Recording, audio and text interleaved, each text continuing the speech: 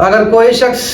رمضان المبارک کے فرائض روزے کے سارے چیزیں اس کے اندر موجود ہے، صبح صادق سے پہلے اس نے ادا روزے کی نیت کی اور سحری بھی کھائی، اس کے بعد روزہ رکھنے کے بعد چند ساتھی مل کر کے عمدن جان بوجھ کر کے روزہ توڑ ڈالی، یا ہوٹل میں گئے چائے بسکٹ کھا لیا، یا ہوٹل میں گئے کسی کی فرمائش سے مل کر کے کھانا کھا لیا، یعنی عمدن جان بوجھ کر کے روزہ توڑ ڈالی، یا پھر ایسا کیا جو ہے جمع کر ڈالی،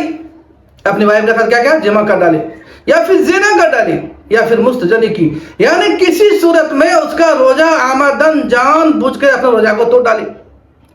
تو اس صورت میں قضا کے ساتھ کفارہ بھی لازم ہوگا، قضا کے ساتھ ساتھ کفارہ بھی لازم ہوگا،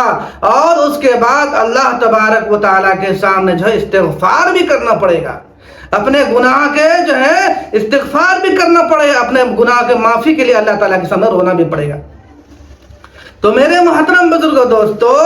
اگر یہ قضا ہو گیا تو ایک روزہ کے بدلے میں آپ کو مسلسل 60 روزہ رکھنا پڑے گا،